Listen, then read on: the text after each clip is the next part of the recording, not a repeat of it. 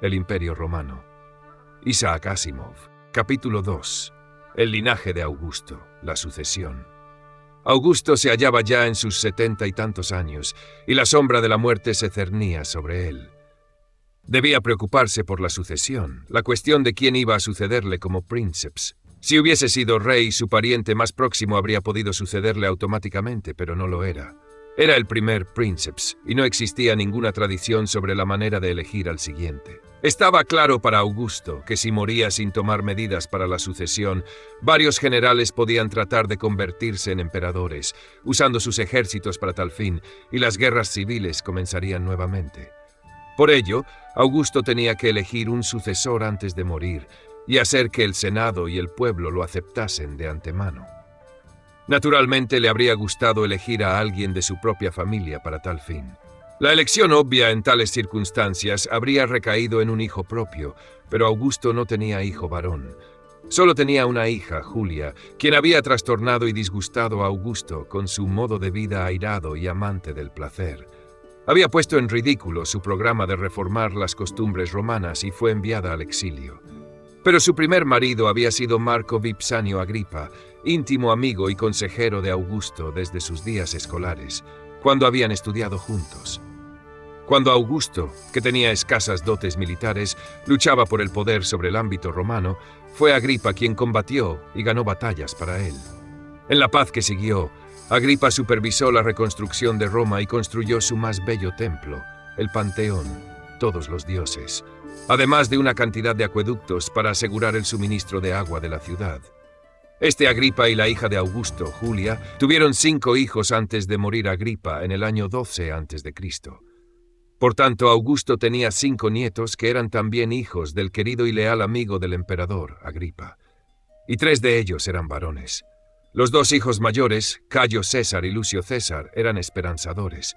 Pero Lucio enfermó y murió en Masilia, Marsella, en el año 2. Cuando era un adolescente, Cayo fue enviado a una expedición militar de menor importancia en Asia Menor, donde fue herido en acción y murió en el viaje de vuelta, en el año 4. El hijo menor de Agripa y Julia, nacido después de la muerte de su padre, era un demente, por lo que fue mantenido en el aislamiento bajo custodia. Una de las 2 nietas de Augusto era Julia, quien parecía ser tan amante del placer como su madre y tocaya. También ella fue castigada por el rígido Augusto. Fue enviada al exilio, como lo había sido su madre, y vivió fuera 20 años, sin que se le permitiese jamás retornar a Roma. Solo quedaba la segunda nieta, Agripina, a quien nos referiremos más adelante. Acosada su vida personal por estas tragedias, Augusto se vio obligado una vez más a apelar a su hijastro Tiberio. No era un pariente consanguíneo, pero era un hijo adoptivo, lo cual era muy importante en la época romana, y además era hijo de la amada esposa de Augusto. Tiberio era miembro de la aristocrática familia Claudia, por parte de su padre consanguíneo, y de la igualmente aristocrática familia Julia, por parte de su padre adoptivo, Augusto. Por ello, el linaje de emperadores emparentados que comienza con Augusto es llamado a menudo el linaje Julio-Claudiano.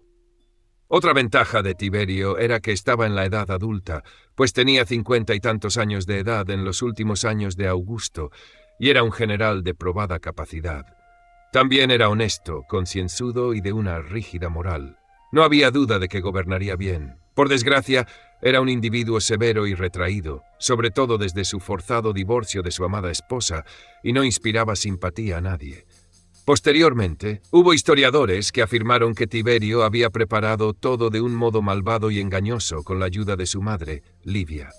Se relataron cuentos de que envenenó a los nietos de Augusto, de que intervino en la muerte del mismo Augusto, etc.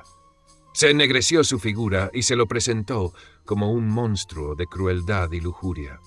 En realidad, nada de esto es creíble. Los autores que nos cuentan estas cosas eran miembros del partido senatorial de un par de generaciones después, quienes suspiraban por los que creían que habían sido los buenos viejos tiempos.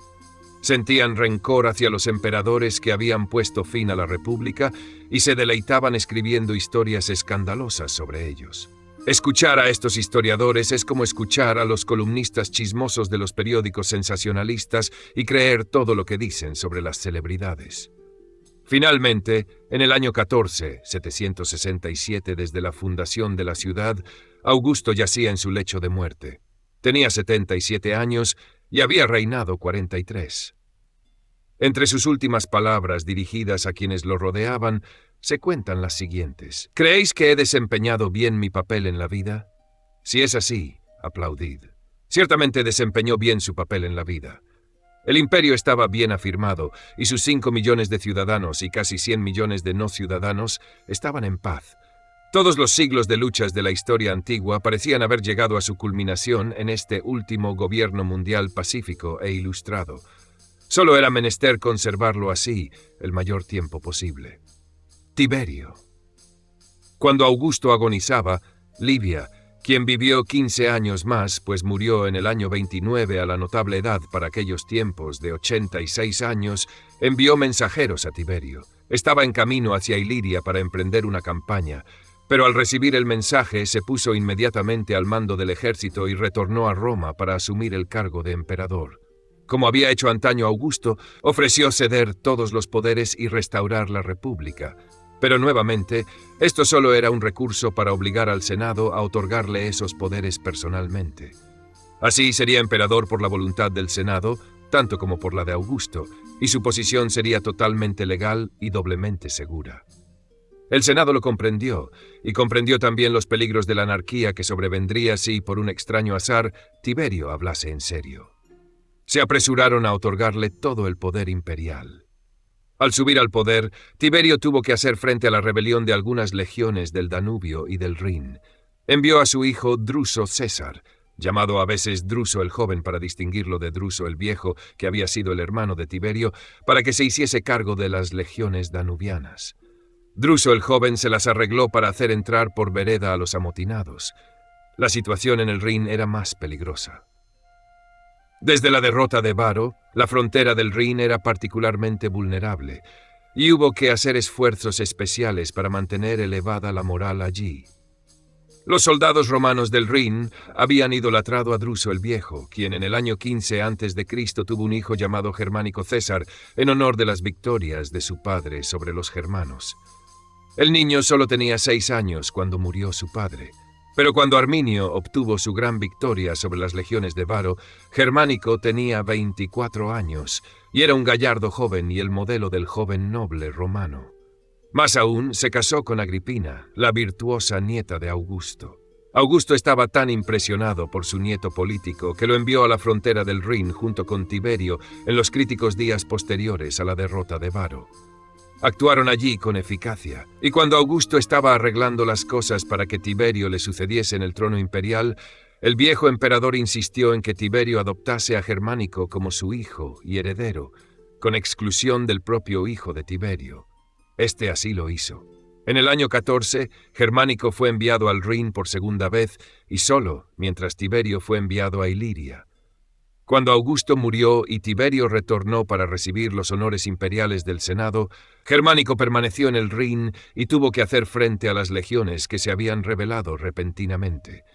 Los soldados pedían más paga y, en esencia, menos horas de servicio, pues se quejaban de que las campañas eran demasiado duras. Germánico, con una mezcla de tacto, afabilidad y firmeza, y con la oferta de mayor paga, se ganó a las legiones. Para tenerlas ocupadas y brindarles la excitación de la victoria, las condujo a Germania una vez más.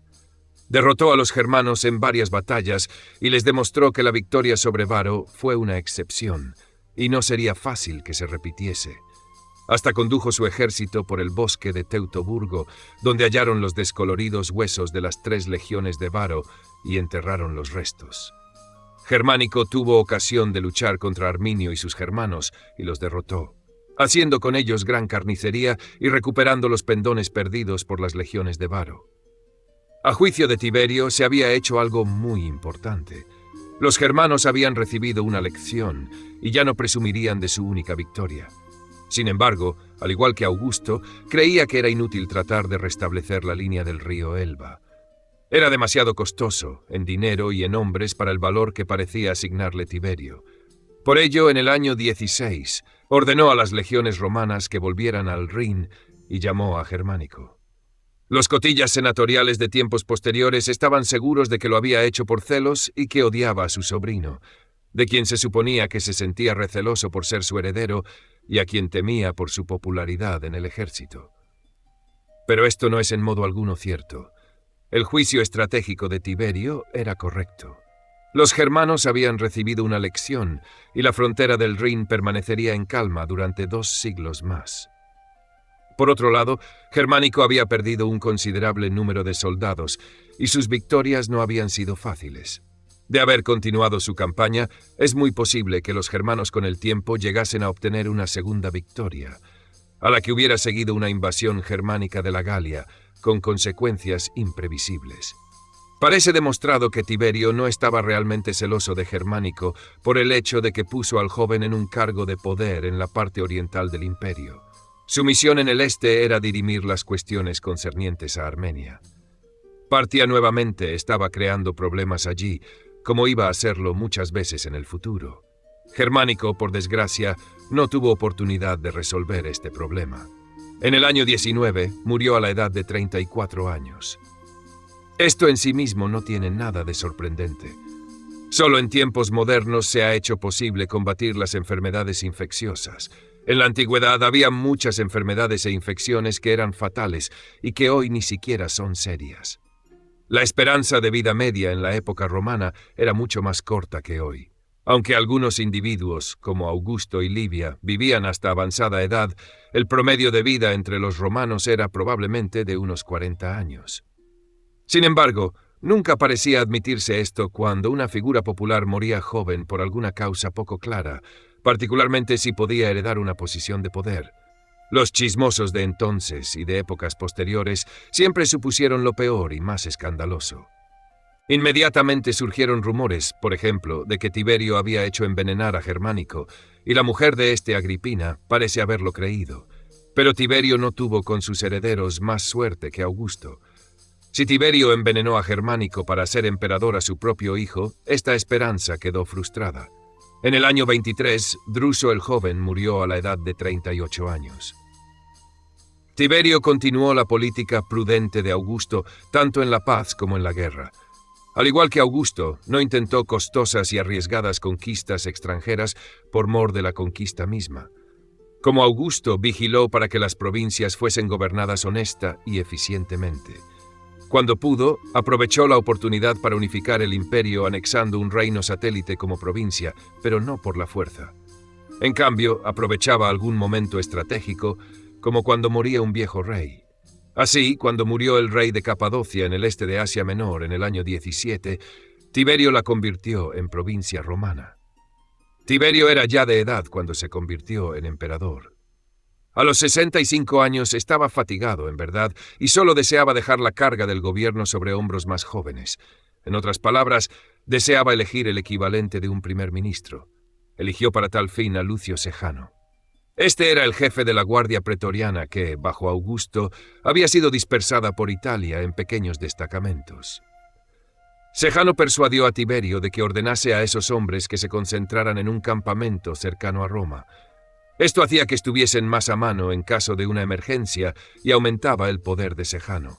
También representaba un mayor peligro para el imperio, como iba a verse en años posteriores. Más tarde, corrieron historias que hacían de Sejano un monstruo increíble. Fue él quien, presuntamente, hizo envenenar a Druso para tener él la posibilidad de subir al trono. Parece probable que el pecado real de Sejano fuese tomar medidas para que el poder de Tiberio sobre el Senado fuese máximo. Tiberio no tenía el don de Augusto de ganarse a la gente. Mientras que Augusto podía andar por las calles sin protección, Tiberio tenía que hacerse escoltar. A medida que la República retrocedía cada vez más para sumirse en las brumas de la historia, tanto más los senadores se entregaron a exaltar un pasado idealizado. Sejano persuadió a Tiberio a que actuase vigorosamente contra el Principado, y los futuros historiadores senatoriales lo execraron y, en consecuencia, execraron a Tiberio. No solo el Senado representaba un peligro posible. Agripina, la viuda de Germánico, parece haber intrigado contra Tiberio, de quien sospechaba que había envenenado a su marido y soñado con colocar a uno de sus hijos en el trono. Sejano convenció a Tiberio de que la exiliara en el año 30 y murió 3 años más tarde, aún en el exilio. En el año 26, Tiberio se sintió bastante seguro de la capacidad de Sejano para manejar el gobierno y pensó que podía retirarse completamente de los asuntos de Estado y aliviar su pena por la muerte de su hijo. Así, estableció su residencia en la isla de Capri, en la bahía de Nápoles, para un descansado retiro. Más adelante, el rumor popular atribuyó a Tiberio todo género de crueldades y de orgías lascivas en la isla, pero es difícil imaginar algo más ridículo que tales historias. En primer lugar, Tiberio había llevado una vida austera y abstemia, y no es probable que se abandonen hábitos de toda una vida. En segundo lugar, tenía 68 años cuando se retiró a Capri, y es poco probable que hubiese podido entregarse a tales orgías, aunque hubiese querido hacerlo. Pero en su ausencia, Sejano parece haber llegado a ciertos extremos. Las leyes contra la traición fueron endurecidas hasta el punto de que toda declaración descuidada que pudiese ser interpretada como rechazo de Tiberio o el Principado podía ser causa de una sentencia de muerte. La gente era estimulada a denunciar tales declaraciones y era recompensada por ello, por lo que no cabe sorprenderse de que a veces esos informes fuesen falsos. Los delatores profesionales fueron uno de los horrores del periodo. Sejano quizás estimuló deliberadamente el reinado del terror con la intención de quebrar la voluntad del Senado, si es que aún era necesario quebrarla. Pero con el tiempo el receloso Tiberio abrigó sospechas hasta de Sejano. El primer ministro planeaba casarse con la nieta de Tiberio, y también puede que pensara en sucederle. Tiberio tal vez se encolerizó por esto. Sea como fuere, en el año 31, el emperador envió una carta desde Capri denunciando a Sejano, y el hasta entonces todopoderoso primer ministro fue ejecutado de inmediato. Calígula. Tiberio murió en el año 37, 790 de la fundación de Roma, después de un reinado de 33 años, y nuevamente se planteó el problema de la sucesión. Tiberio no tenía hijos vivos, y Germánico, su sobrino, en un principio su heredero, había muerto hacía tiempo. Pero Germánico había dejado hijos. Algunos estaban ya muertos, pero uno quedaba vivo. Era Cayo Ser, sobrino nieto de Tiberio, bisnieto de Livia, la esposa de Augusto, por su padre y bisnieto del mismo Augusto, y también de Marco Antonio, por su madre. Cayo César había nacido en el año 12, mientras Germánico y Agripina, su padre y su madre, se hallaban en un campamento en Germania. Pasó sus primeros años entre las legiones, y los rudos legionarios, al parecer, estaban encantados de la novedad de tener en medio de ellos al pequeño hijo de su comandante. Germánico utilizó al niño en su campaña para mantener alta la moral de los soldados y lo vistió con un uniforme de soldado, inclusive unas pequeñas botas militares. Los soldados quedaron locos de entusiasmo al verlo y llamaron al niño Calígula, Botitas. El apodo le quedó, y es conocido en la historia solamente por ese tonto nombre. Calígula, a diferencia de Augusto y Tiberio, no estaba formado en la vieja tradición de Roma. Había sido criado en la corte imperial, donde por una parte fue pretendido como posible heredero y vivió en medio del mayor lujo, y por la otra su vida estuvo en constante peligro a causa de las intrigas cortesanas, de modo que se hizo temeroso y receloso.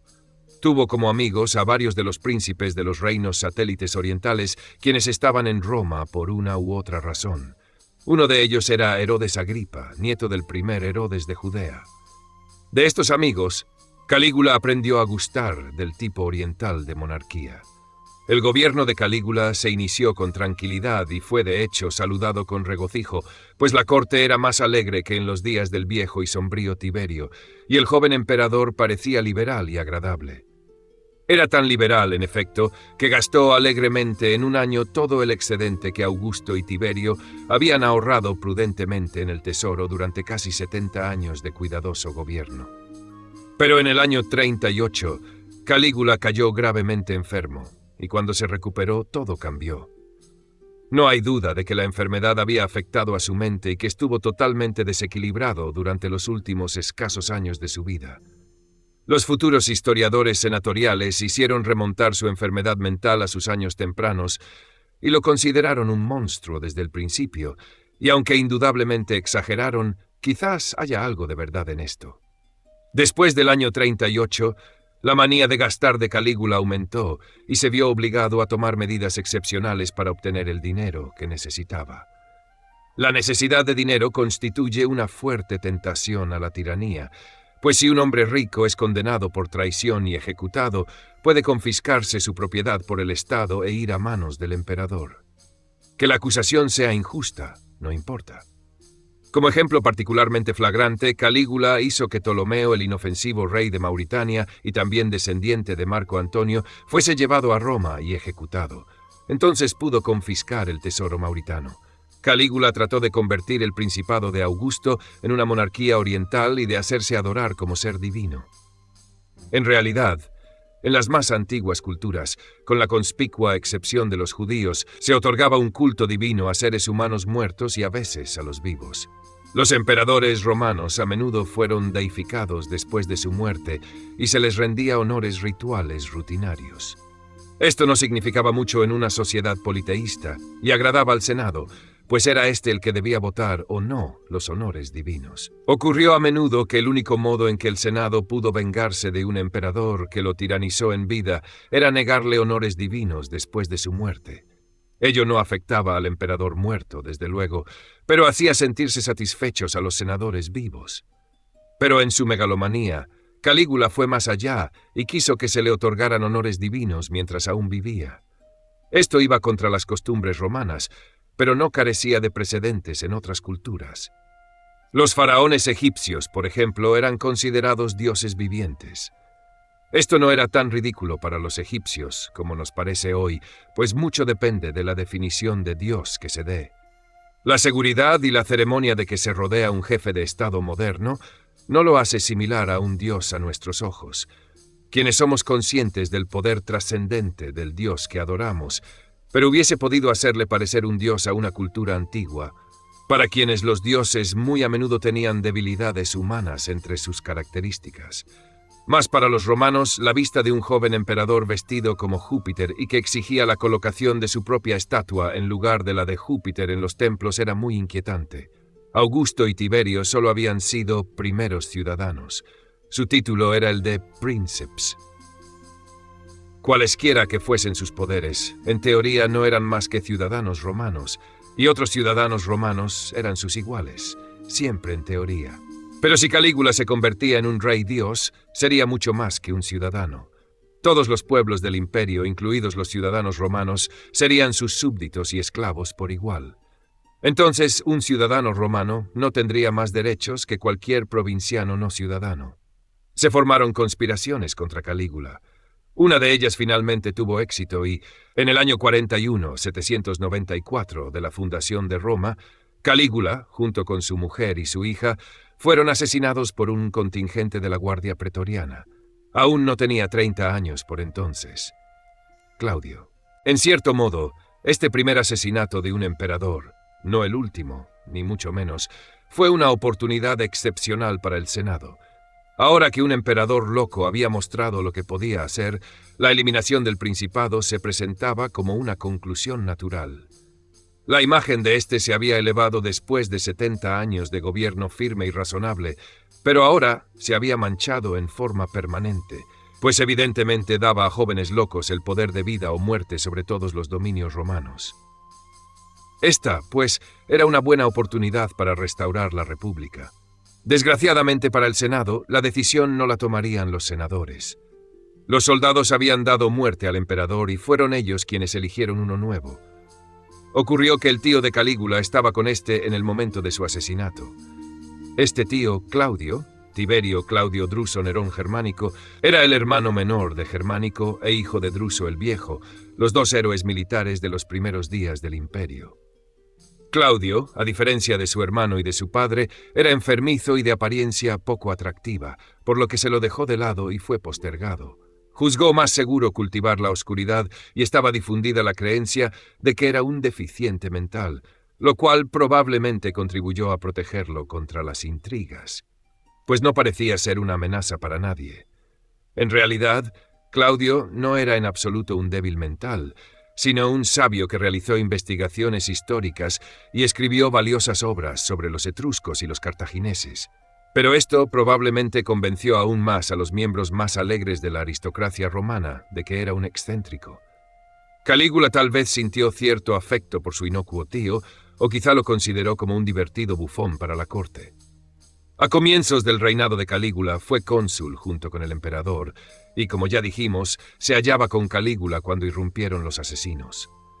Claudio, lleno de pánico, se ocultó detrás de un mueble, mientras los soldados hacían estragos, matando ciegamente al principio, en el temor de ser a su vez atacados. Cuando su furia se aplacó, descubrieron a Claudio en su escondite y lo sacaron de él. Temblando, pidió por su vida, pero nadie tenía intención de matarlo. Los soldados comprendían la necesidad de un emperador, y Claudio era un miembro de la familia imperial. Entonces fueron ellos quienes le pidieron que fuese su emperador. Probablemente a Claudio no le gustó la idea, pero no podía discutir con soldados armados. No solo aceptó, sino que prometió recompensar a los soldados con una gratificación general cuando asumiera el poder. Esto sentó un mal precedente, pues los soldados aprendieron que podían cobrar por el trono y gradualmente cobraron un precio cada vez mayor. El Senado, defraudada sus esperanzas de restablecer la República, tuvo que asentir a todo lo que los soldados quisieran, y Claudio fue hecho emperador. Claudio tenía 50 años por entonces. Había pasado su vida en búsquedas eruditas y no era un hombre de acción o decidido. En verdad, era más bien tímido y débil de carácter. Sin embargo, hizo todo lo que pudo por ser un buen emperador. Llevó a cabo programas de construcción en Roma, extendió la red de caminos imperial y drenó lagos para obtener tierras de labranza. Respetó al Senado y con él la corte se vio libre del peligro de reyes divinos, pues Claudio solo fue el primer ciudadano, siguiendo la tradición de Augusto. Bajo Claudio, tímido como era, el Imperio Romano comenzó nuevamente a expandirse un poco. Entre otras cosas, Claudio siguió la política de Tiberio de absorber los reinos satélites cuando las condiciones eran adecuadas. Mauritania estaba sin rey desde que Calígula había hecho ejecutar a Ptolomeo, y los mauritanos se rebelaron contra el torpe intento de Calígula de convertir el país en una provincia. Claudio hizo aplastar la rebelión, y Mauritania se convirtió en provincia en el año 42. Licia, en el sudoeste de Asia Menor, fue convertida en provincia en el año 43, al igual que Tracia, situada al norte del mar Egeo, en el año 46. Solo 1 o 2 rincones extraños del imperio conservaron su autonomía. Uno de ellos era Comagene, pequeña región del este de Asia Menor, que Calígula, por puro capricho, convirtió nuevamente en monarquía después de haber formado parte ya de una provincia romana. Conservó sus reyes durante una generación. Más importante fue que el imperio romano saltase sobre el mar, de Galia a Britania. La isla de Britania, ahora llamada Gran Bretaña, y que incluye Inglaterra, Gales y Escocia, situada al norte de la Galia, al otro lado del estrecho brazo de mar hoy llamado el Canal de la Mancha, solo era vagamente conocida por el mundo antiguo antes de la época de Julio César. Se supone que los fenicios y los cartagineses enviaron barcos a Britania en busca de estaño, metal necesario para la manufactura del bronce, y guardaron cuidadosamente el secreto comercial de sus fuentes de estaño. Cuando César conquistó la Galia, tuvo noticia de Britania, porque los habitantes celtas de la isla estaban emparentados, en lenguaje y cultura, con los galos.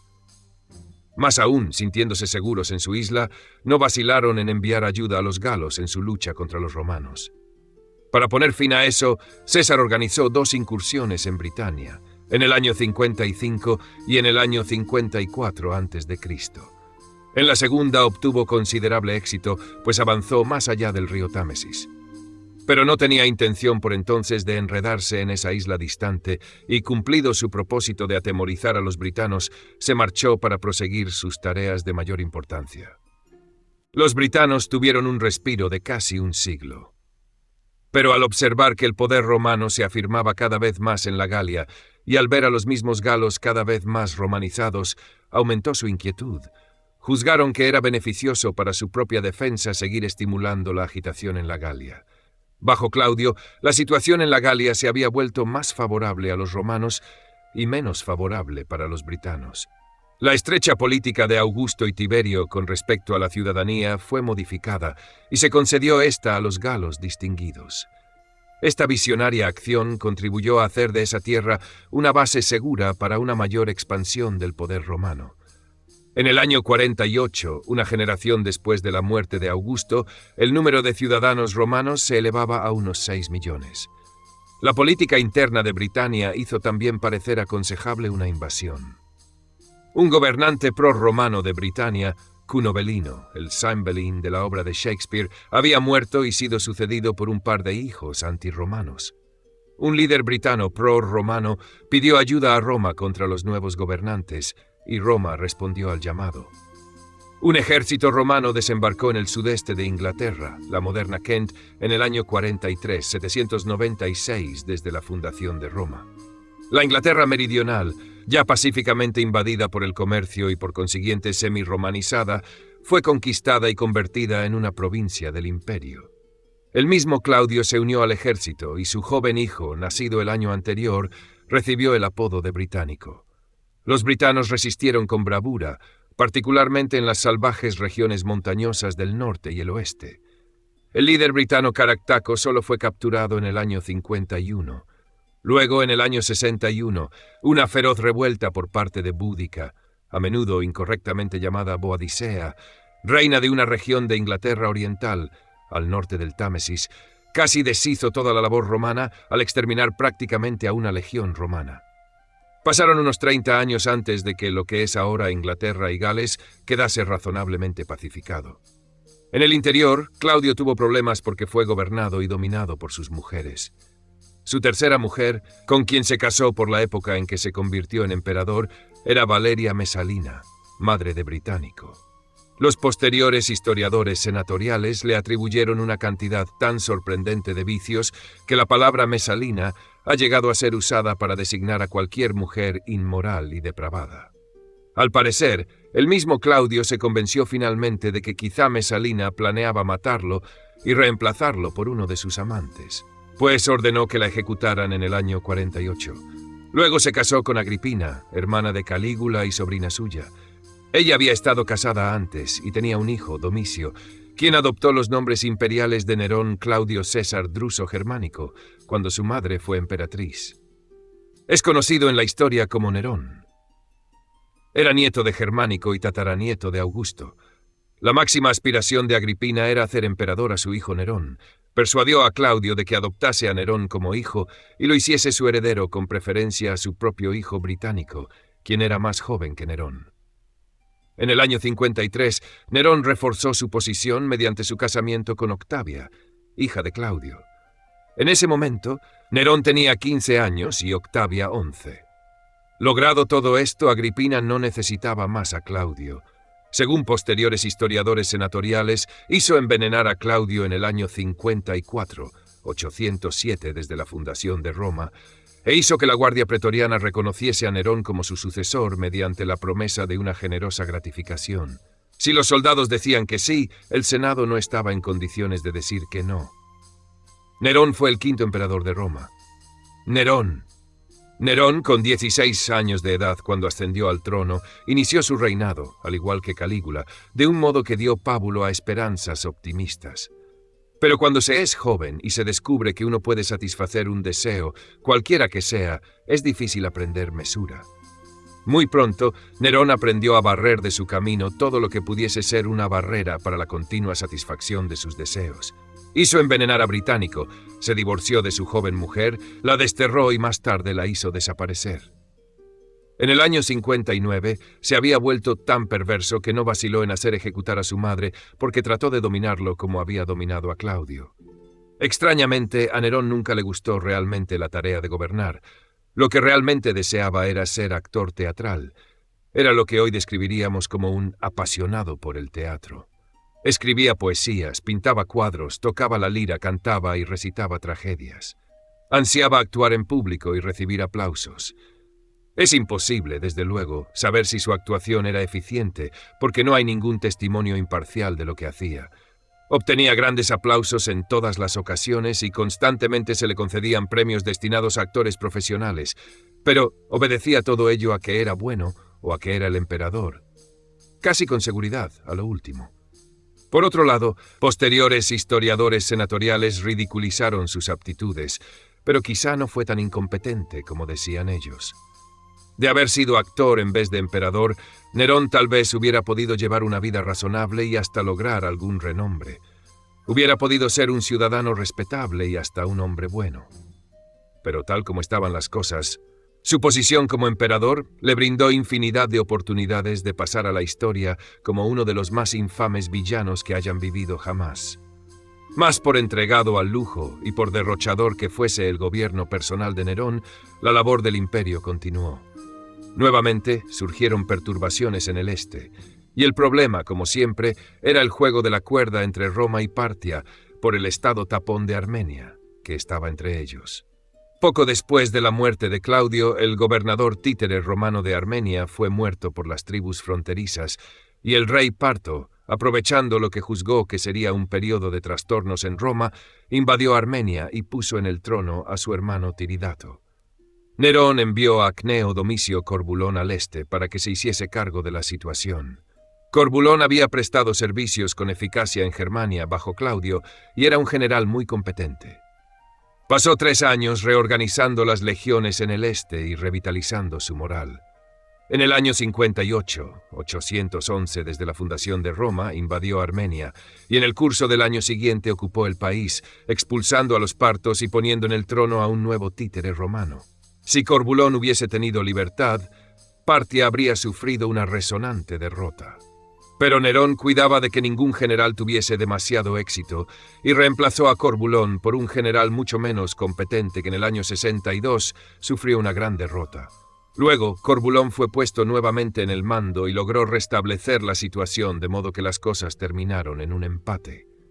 Tiridato, el parto, siguió siendo rey de Armenia, en definitiva, pero en el año 63 convino en ir a Roma a recibir su corona de Nerón, con lo cual Armenia, al menos en teoría, sería un satélite romano.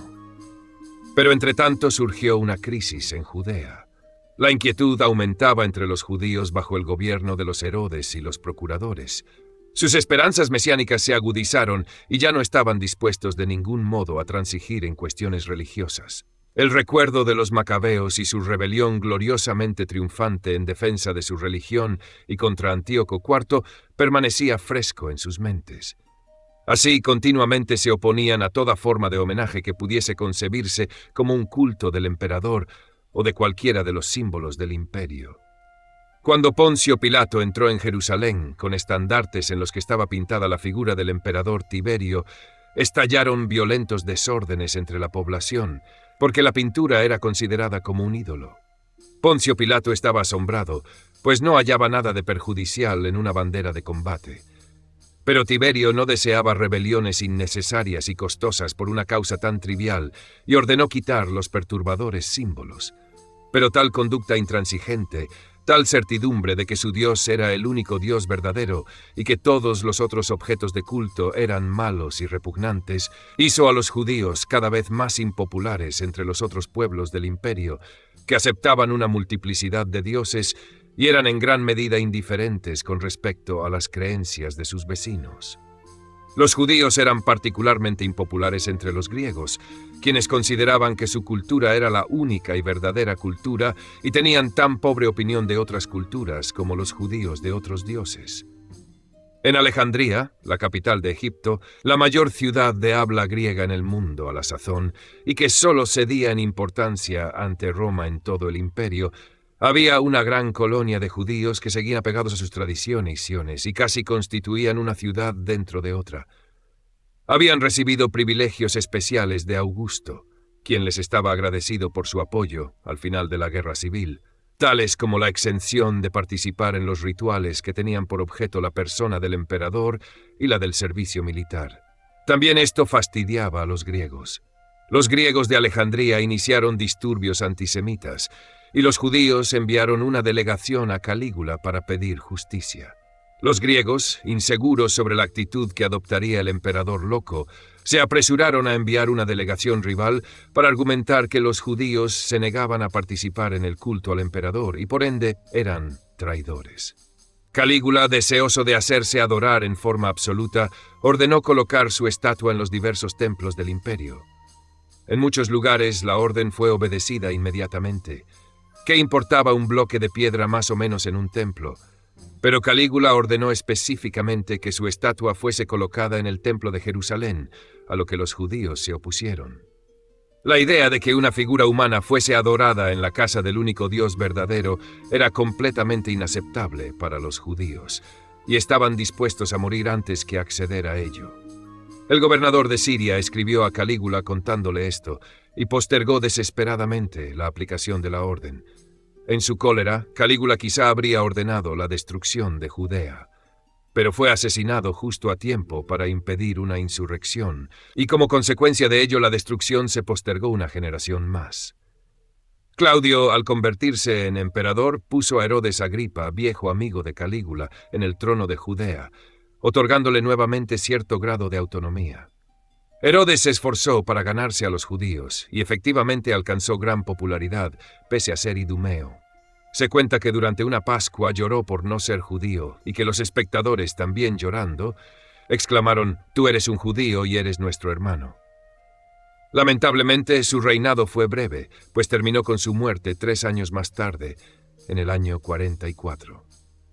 Su hijo, Herodes Agripa II, gobernó durante un tiempo sobre algunas zonas de Judea, pero la parte principal de esa tierra fue nuevamente convertida en provincia y gobernada por procuradores. Esos procuradores eran a menudo rapaces, y uno en particular, que había sido nombrado por Nerón, desvalijó el tesoro del templo. Los extremistas antirromanos entre los judíos, llamados los celotes, cuya influencia había ido en aumento, provocaron disturbios. Herodes Agripa II, quien estaba en Jerusalén en ese momento, urgió a la calma y la prudencia, pero no fue escuchado. En el año 66, año 819 desde la fundación de Roma, Judea estaba en plena y violenta revuelta contra Roma. La intensidad de la rebelión cogió a los romanos por sorpresa. Las tropas del lugar no pudieron dominarla, y Nerón tuvo que enviar 3 legiones al este bajo el mando de Vespasiano, Titus Flavius Sabinus Vespasianus. Bajo Claudio había prestado servicios en Germania y luego participado en la conquista de la Britania meridional, conduciendo las fuerzas que conquistaron la isla de White. Fue cónsul en el año 51 y luego gobernador de la provincia de África. Realizó con eficiencia la nueva tarea que se le encomendó, aunque lentamente, pues los judíos luchaban hasta la muerte. En el año 69 Vespasiano abandonó Judea para retornar a Roma, pero su hijo Tito, se llamaba Titus Flavius Sabinus Vespasianus, igual que su padre, continuó la tarea. El 7 de septiembre del año 70, año 823, desde la fundación de Roma, tomó Jerusalén, y el templo fue destruido por segunda vez. La primera vez había sido destruido por los babilonios 5 siglos antes. Tito celebró el triunfo en Roma el año siguiente. El arco de Tito, que aún está en pie en Roma, fue erigido en honor de esa victoria.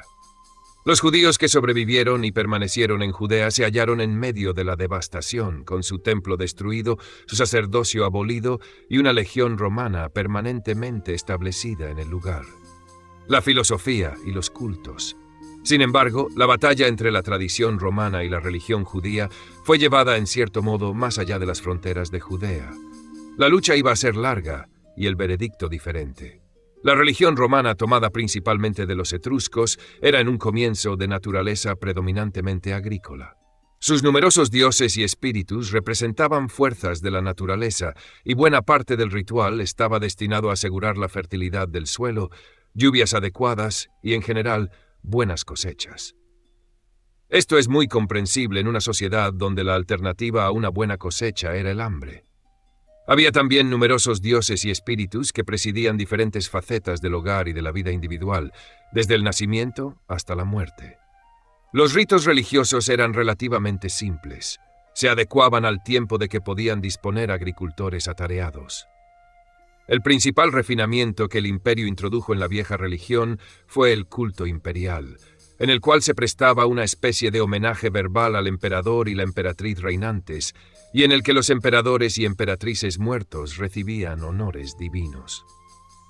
Cuando la clase superior romana descubrió la cultura griega, la religión oficial griega fue fusionada, en cierta medida, con la de los romanos. El Júpiter romano fue identificado con el Zeus griego, la Minerva romana con la Palas Atenea griega, etc. Sin embargo, las religiones oficiales de Grecia y Roma por igual estaban prácticamente muertas en la época del imperio. Las clases superiores realizaban los ritos religiosos romanos y griegos oficiales de una manera mecánica y distraída. A fin de cuentas, las creencias primitivas ya no eran adecuadas para una sociedad que no estaba formada solamente por labradores incultos, sino que también tenía aristócratas, personas cultas y habitantes urbanos que habían elaborado complejas concepciones del universo. Sus intereses iban más allá de la mera esperanza de una buena cosecha. Se planteaban la cuestión de la vida buena, el empleo fructífero del tiempo libre, el cultivo de intereses intelectuales y el deseo de comprender los mecanismos del universo. Los griegos elaboraron complejas filosofías para satisfacer sus tanteos en esa dirección, y los romanos adoptaron algunas de esas filosofías. Una variedad popular de filosofía fue la fundada por Epicuro, nacido en la isla griega de Samos en el año 341 a.C. Estableció una escuela en Atenas en el año 306 a.C., que tuvo gran éxito hasta su muerte en el año 270 a.C. Epicuro adoptó las creencias de algunos filósofos griegos anteriores y consideraba que el universo está formado por diminutas partículas llamadas átomos. Todo cambio consiste en la ruptura y el reordenamiento de grupos de átomos. Había poco lugar en el pensamiento de Epicuro para la dirección intencional del hombre y del universo por dioses. Era una filosofía esencialmente atea, aunque los epicúreos no eran fanáticos al respecto. Practicaban alegremente rituales que consideraban sin sentido para evitar innecesarios escándalos o crearse situaciones difíciles para ellos. En un universo formado por átomos en movimiento al azar, el hombre puede ser consciente de dos cosas: el placer y el dolor. Era evidente que el hombre debía comportarse de modo de gozar un máximo de placer y sufrir un mínimo de dolor. Solo quedaba por determinar qué era realmente un máximo de placer. Epicuro pensaba que si un poco de algo brinda placer, mucho de ello no da necesariamente más placer. Morir de hambre por falta de alimento es doloroso, pero una indigestión por comer demasiado también lo es. El máximo de placer se obtiene comiendo con moderación, y lo mismo con otras alegrías de la vida. Además, es menester no olvidar los placeres del espíritu, del saber, de mejorar el discurso, de las emociones de la amistad y el afecto, placeres que, en opinión de Epicuro, eran mayores y más deseables que los placeres ordinarios del cuerpo. No todos los epicúreos de siglos posteriores fueron tan sabios y moderados como Epicuro. Era fácil poner primero los placeres del cuerpo y difícil ponerles límite. A fin de cuentas, ¿por qué no gozar de todo el placer que se pueda obtener ahora? Mañana puede ser demasiado tarde. Así, la palabra epicúreo ha entrado en nuestra lengua y ha llegado a significar dado al placer. Tan popular se hizo la filosofía epicúrea que, para los judíos de los siglos posteriores a Alejandro, todos los griegos eran epicúreos. Todo judío que abandonaba su religión para adoptar costumbres griegas se convertía en un epicúreo. Y hasta el día de hoy el término judío para designar a un judío converso es apikoros. Los romanos adoptaron las creencias epicúreas. Roma era mucho más rica y poderosa de lo que había sido nunca cualquier ciudad griega, y el lujo romano pedía alcanzar niveles más altos que el lujo griego. Por consiguiente, el epicureísmo romano tendió a ser más vasto que su versión griega. Bajo el imperio, el epicureísmo a menudo se convirtió en una excusa para el peor tipo de autocomplacencia. Hallamos un ejemplo de un epicúreo romano en Cayo Petronio. Era un hombre capaz, que fue cónsul en una ocasión y en otra gobernador de Bitinia en Asia Menor, pero prefirió pasar su vida en el placer y el lujo, como los miembros de los actuales círculos de alta sociedad. Quizá no admiraba totalmente este modo de vida, pues es más conocido hoy por un libro llamado El Satiricón que se le atribuye. En él se burla implacablemente del lujo tosco y de mal gusto de personas que tienen más riqueza que cultura y que no conocen otro uso del dinero que gastarlo.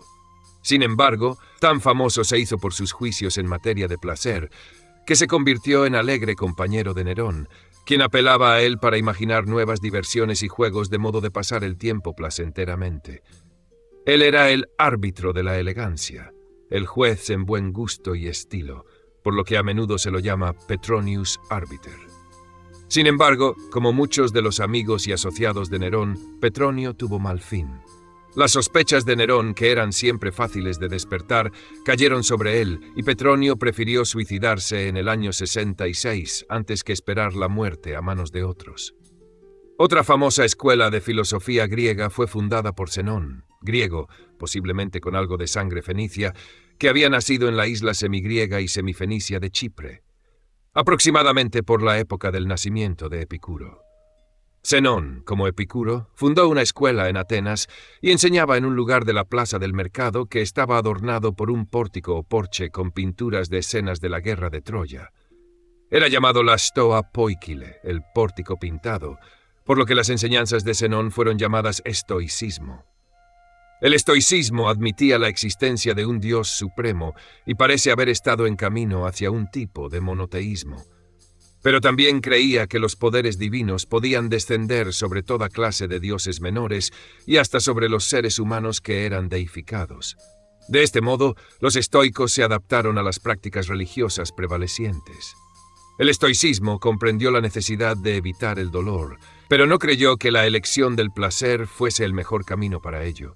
No siempre se puede elegir el placer correctamente, y aunque se pueda, esto no hace más que abrir la puerta a un nuevo tipo de dolor, el de perder el placer de que se gozó antaño. La riqueza puede disiparse, la salud decaer y el amor morir. El único modo seguro de vivir una vida buena, decidieron los estoicos, es colocarse más allá del placer y del dolor.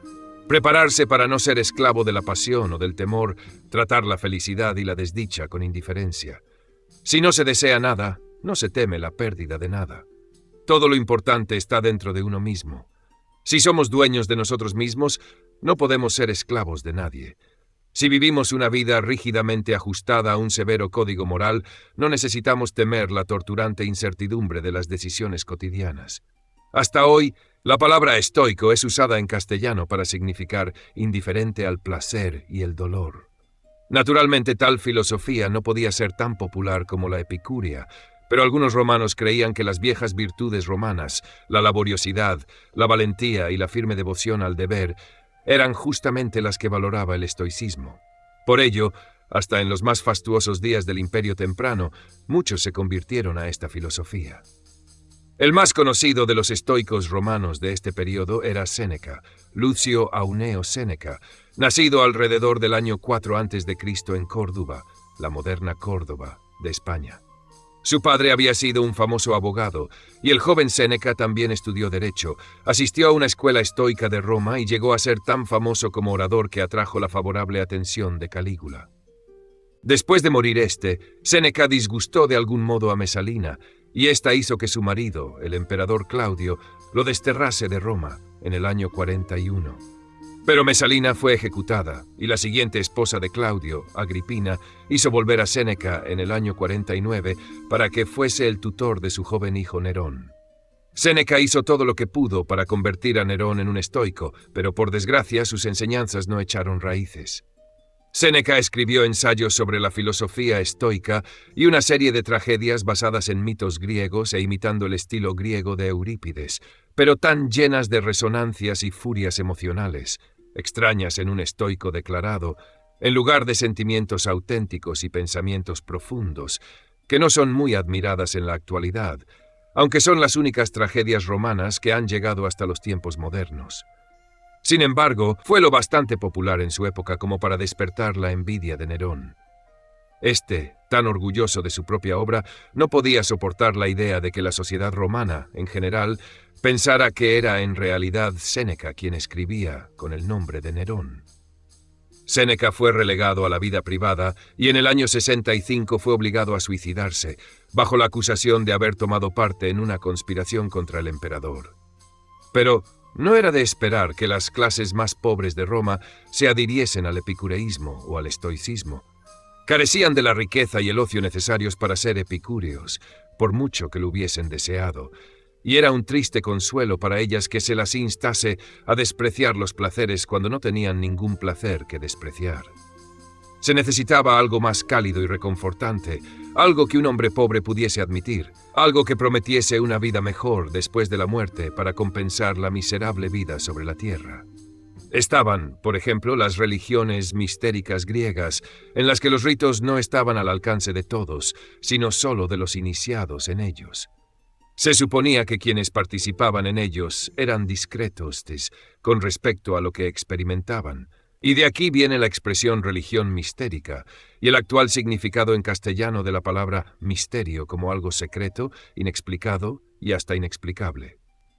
Los ritos mistéricos, cualesquiera que fuesen, eran efectuados con una solemnidad que agitaba las emociones, unían a los participantes con lazos de hermandad y permitían a los iniciados, según su propia creencia, tener una vida después de la muerte. Daban un sentido a la vida, hacían que la gente sintiese el calor de la unión con otros, en un propósito común, y ofrecían la promesa de que la muerte no era el final, sino la puerta de entrada a algo más grande que la vida.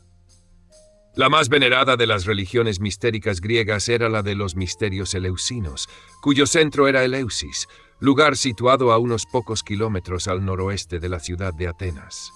Se basaban en el mito griego de Deméter y Perséfone.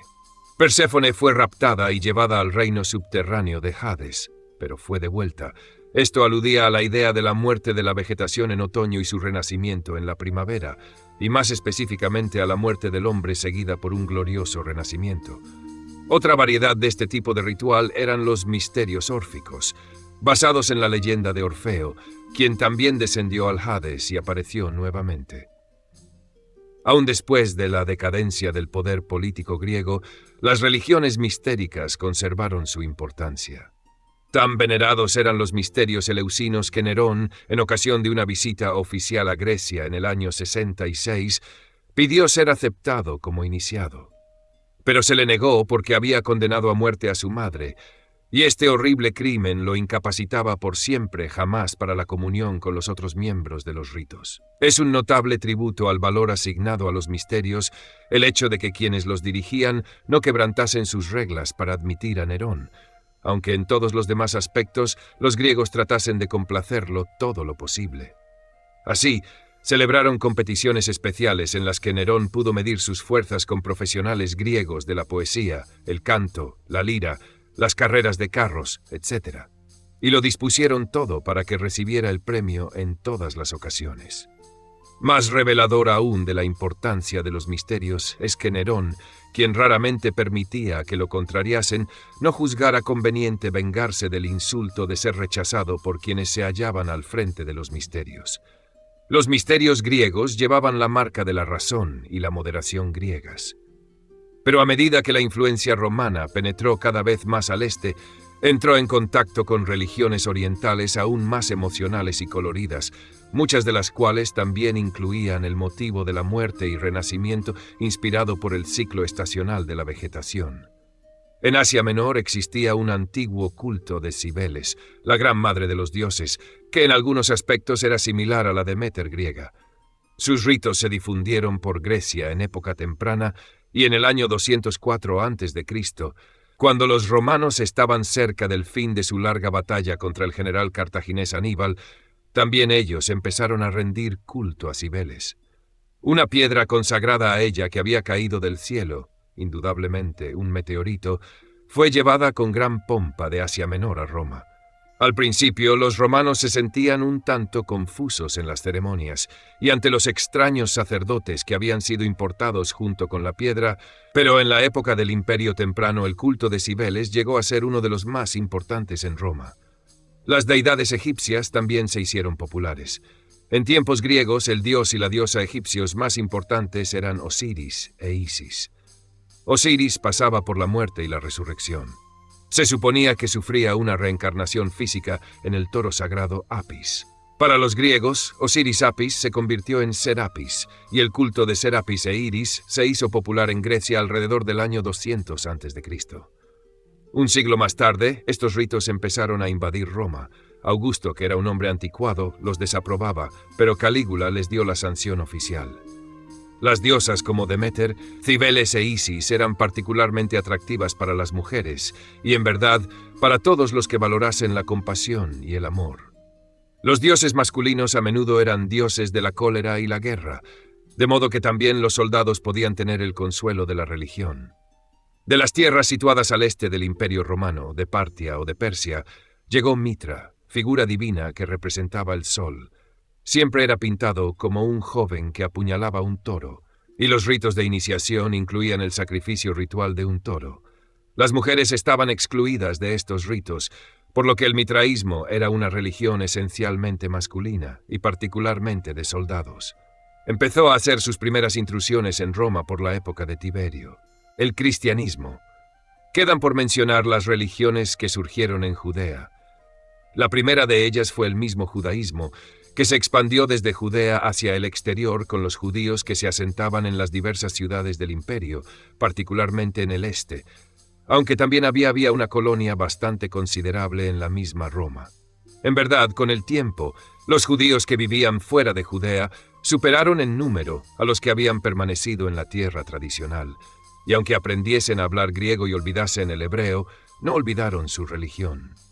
Su libro sagrado, la Biblia, fue traducida al griego para los judíos que ya no podían leer el original hebreo en fecha tan temprana como el año 270 a.C. Hasta había judíos que recibían una educación griega y podían defender las creencias judaicas en términos comprensibles para los griegos y los romanos de la época. El más destacado de ellos fue Filo Judaius, Filón el judío, quien nació en Alejandría por el año 20 a.C., y en su vejez encabezó la delegación a Roma que iba a defender la causa de los judíos ante Calígula. En los últimos días de la República y los primeros del Imperio, el judaísmo hizo conversos entre los romanos, incluidos algunos que estaban en elevada posición. Se hubiera difundido más aún si hubiese estado dispuesto a transigir. Otras religiones tenían sus ritos especiales, pero no impedían a sus miembros participar en el culto imperial. El judaísmo, en cambio, quería que sus prosélitos abandonasen hasta las formas más inocuas de sus antiguos cultos. Esto significaba que los romanos que deseaban hacerse judíos debían abandonar la religión del Estado, apartarse de la sociedad y aún correr el riesgo de que se levantase contra ellos la seria acusación de traición. Además, el ritual judío era bastante complicado y difícil para cualquiera que no hubiese nacido y sido educado en él. Partes de ese ritual parecían irracionales y confusas para los educados en la filosofía griega. Por añadidura, todo el que quisiese ser judío tenía que someterse a la penosa operación de la circuncisión. Por último, el judaísmo en sentido estricto estaba centrado en Judea, y el templo de Jerusalén era el único lugar donde alguien podía realmente acercarse a Dios. El último golpe que dio fin a toda posibilidad de que los judíos lograsen prosélitos fue la sangrienta revuelta de Judea. Los judíos se convirtieron entonces en peligrosos enemigos de Roma y se hicieron más impopulares que nunca en todo el imperio.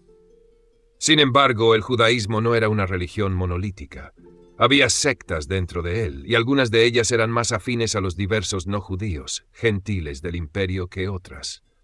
Una de esas sectas fue la creada por los discípulos de Jesús. Después de la crucifixión de Jesús, podía haberse pensado que sus seguidores se dispersarían, puesto que su muerte parecía reducir al ridículo sus pretensiones mesiánicas. Pero se difundió la historia de que fue visto nuevamente 3 días después de la crucifixión y que había vuelto de la muerte. No era meramente un Mesías humano, un rey que restauraría la monarquía judía. Era un Mesías divino, el Hijo de Dios, cuyo reino estaba en el cielo y que retornaría pronto, aunque nadie sabía exactamente cuándo, para juzgar a todos los hombres e instaurar la ciudad de Dios. Los cristianos, como fueron llamados luego los discípulos de Jesús y sus seguidores, al principio siguieron siendo judíos en sus creencias y rituales y obtuvieron sus conversos principalmente entre los judíos. Pero muchos judíos siguieron siendo férreamente nacionalistas. No querían un Mesías que había muerto y dejado la nación esclavizada. Querían un Mesías que se manifestase gloriosamente liberándolos de Roma. Este fue uno de los factores que llevó a la desastrosa rebelión contra Roma. En esa rebelión los cristianos no tomaron parte alguna. Ya tenían su Mesías. Roma no iba a durar eternamente, y era un error anticipar los planes de Dios para la culminación de la historia secular. La no violencia predicada por los cristianos, el deber de ofrecer la otra mejilla, de amar a los propios enemigos y de dar al César lo que era del César, también les impidió tomar parte en la rebelión. Esta renuncia de los judíos cristianos a unirse a sus compatriotas judíos en la guerra contra Roma hizo impopular el cristianismo entre los judíos que sobrevivieron, y ya no hizo progresos entre ellos. Tampoco los judíos en general han aceptado a Jesús como el Mesías hasta el día de hoy, pese a las mayores presiones posibles. Pero si el cristianismo fracasó entre los judíos, no ocurrió lo mismo con otros pueblos. Esto fue el resultado en gran medida de un judío llamado Saulo, quien en su trato con el mundo de los gentiles era conocido por el nombre similar, pero de resonancias más romanas, de Pablo. Pablo nació en la ciudad de Tarso, en la costa meridional de Asia Menor, al parecer en el seno de una familia acomodada, pues su padre, y por tanto él mismo, era ciudadano romano. Recibió una educación judía estricta en Jerusalén y fue ortodoxo en sus creencias. Tan ortodoxo que en su primer encuentro con las enseñanzas de los cristianos quedó horrorizado por su blasfemia y tuvo un papel de primera línea en los movimientos de persecución contra ellos. Se ofreció para viajar a Damasco a fin de dirigir allí el movimiento anticristiano. Pero, según el relato de la Biblia, Jesús se le apareció en el camino y desde ese momento fue un ardiente cristiano. Pablo empezó a predicar el cristianismo a los gentiles y al hacerlo, llegó a la creencia de que el intrincado ritual del judaísmo no era esencial para la religión verdadera y que hasta podía llevar a alejarse de ella al concentrar la atención en detalles insignificantes y oscurecer la esencia interior, pues la letra mata, pero el espíritu da vida. Para ser cristiano, pues, un gentil no necesitaba circuncidarse, ni tenía que observar todo el rigor del ritual judío, ni asumir el nacionalismo judío y venerar el templo de Jerusalén. Casi inmediatamente el cristianismo empezó a difundirse por las ciudades de Asia Menor y Grecia, y más tarde en la misma Italia. La crucifixión y resurrección de Jesús, y los ritos con que se conmemoraban estos sucesos, recordaban las religiones mistéricas. La figura de María, la madre de Jesús, brindaba un suavizante toque femenino. Sus costumbres austeras eran como las de los estoicos. El cristianismo parecía tener algo que agradaba a todo el mundo. En verdad, el cristianismo tenía una flexibilidad que el judaísmo nunca tuvo. Cuando el cristianismo se difundió entre personas que no sabían nada del judaísmo, pero mucho sobre sus propias costumbres paganas, el nuevo credo adaptó a sus propios fines la filosofía griega y las costumbres paganas. El mitraísmo, por ejemplo, que fue el principal competidor del cristianismo durante un par de siglos, celebraba el 25 de diciembre como su principal festividad. El mitraísmo era una forma de culto del sol, y el 25 de diciembre estaba cerca del momento del solsticio de invierno, cuando el sol de mediodía desciende a su punto máximo al sur y comienza su lento retorno hacia el norte. Este es, en cierto sentido, el nacimiento del sol, la garantía de que el invierno terminará algún día y de que la primavera volverá, y con ella una nueva vida. Esta época del año era celebrada también por otras religiones. Los antiguos romanos consagraban ese periodo a su dios de la agricultura, Saturno, y las celebraciones recibían el nombre de Saturnales. Las Saturnales eran momentos de buena voluntad entre los hombres. Hasta a los esclavos se les permitía participar en la festividad en un temporal rango de igualdad, de festejos y de regalos. Los cristianos, al hallar irresistibles las emociones de la estación del renacimiento del sol, las adaptaron a sus creencias, en vez de luchar contra ellas. Dieron a las emociones un nuevo uso. Puesto que la Biblia no dice exactamente cuándo se produjo el nacimiento de Jesús, se lo podía ubicar en el 25 de diciembre, tanto como en cualquier otra fecha. Esta fecha se convirtió en la Navidad y su celebración subsiste hasta hoy. Y aún hoy la fiesta de Navidad tiene algo de las características de las viejas Saturnales.